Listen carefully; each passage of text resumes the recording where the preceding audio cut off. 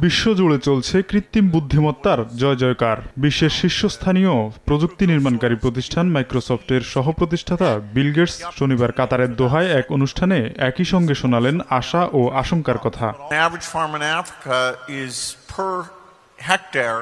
ধনী দেশগুলোতে 1 হেক্টর জমিতে যে পরিমাণ ফসল উৎপাদন হয়, আফ্রিকায় হয় এর মাত্র 20%। এটি হওয়া উচিত নয়। বর্তমানে এআই মাটির অবস্থা, বীজের জাত এবং গবাদি পশুর উন্নয়ন নিয়ে কৃষকদের সুনির্দিষ্ট পরামর্শ দিতে পারছে। এটি উৎপাদনশীলতা বাড়াবে, যেটি আফ্রিকাকে বিশ্বের শীর্ষ খাদ্য রপ্তানিকারক দেশে পরিণত করতে পারে। তবে তা নির্ভর করবে এর ব্যবহারকারীদের উপর।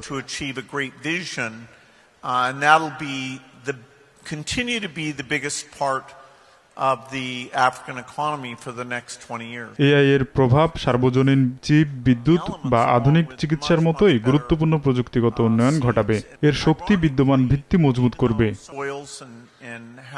এআই সেবা বিভিন্ন ধনী দেশ ও সংস্থার সহায়তা নিয়ে বিনামূল্যে সরবরাহ করা প্রয়োজন বলেও মন্তব্য করেন বিল গেটস। তোফাজ্জল হোসাইন, সময় সংবাদ।